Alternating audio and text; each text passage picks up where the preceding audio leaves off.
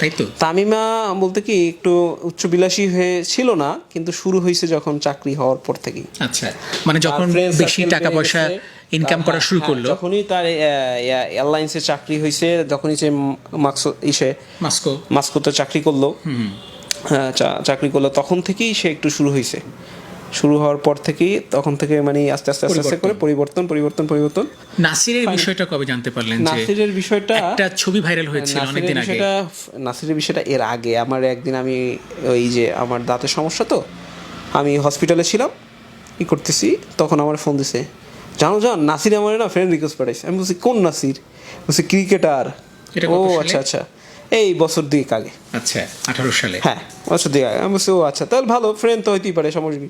Friend তোমার তো অনেক ছেলে ফ্রেন্ড আছে, যেমন সাদি আছে, তানবির আছে, এরকম অনেক ফ্রেন্ড আছে, ওর অনেক ভালো ভালো ফ্রেন্ডও আছে, ঠিক আছে, যারা ওরা সবসময় বুঝাইছে, করছে। তো আমি ফ্রেন্ড ভাবছি। আমাকে না, তার প্রতি আমার অগাধ বিশ্বাস যে সে একটা মেয়ে আছে, আর রাকিব তারে কোথা থেকে কোথায় নিয়ে আসছে, এইটা কিভাবে সে করতে পারে, মানে এইরকম একটা অবাক বিশ্বাস। অনেকে অনেক কিছু বলতো, রাকিব দেখ তোর বউ কিন্তু চাকরি দিছস না, দেখিস কি করে, তোর তো ফালাই যাইব গা।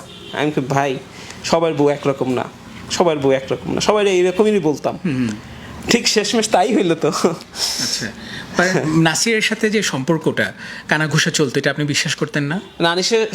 বিশ্বাস করতাম কি, আমি শুনতাম তখন, আমি যাকে জিজ্ঞেস করার পরে সে আমাকে বলছে যে অনলি স্টেট বলছে যে আমার ফ্রেন্ড। নাসিরও তো স্বীকার করলো ফোনে যে আমরা ফ্রেন্ড ছিলাম, ভিডিও তো বাই করলো, দুজন হ্যান্ডশেক করতেছে, নাও আমরা হাজব্যান্ড ওয়াইফ। আগে ফ্রেন্ড ছিলাম, নাও আমরা হাজব্যান্ড ওয়াইফ, এটা তো আপনারা দেখতেছেন। তো এইটাই তো আমি ফ্রেন্ড দেখে ফ্রেন্ডই ভাবছি। তো ফ্রেন্ডে একদিন ওরা দাবি করতেছে যে কয়েক বছর ধরে আপনার সাথে নিয়মিত যোগাযোগ নাই, একই সঙ্গে আপনাকে ডিভোর্স দিয়েছে।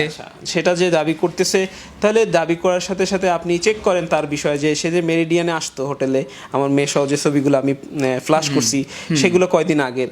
মেরিডিয়ানে যে এন্ট্রি করে ঢুকতে হয়, যে এই রুমমেট এর আইসে তামিমের হাজবেন্ড না হোক, রাকিব হাসান যে গেছে তার রুমে ছিল, তো এগুলো তো আছে। ইভেন কি আমার ভাইয়ের বাসায়, আপনারা ভাইয়ের ইন্টারভিউ নেন, লতিফ ভাইয়ের, যে সে বলবে তা ভাবি জানে, কেন ভাবির বাচ্চারা জানে, ছোট ছোট বাচ্চারা, ঠিক আছে, আমি তারা নিয়ে আমার ভাবির বাসায় থাকতাম।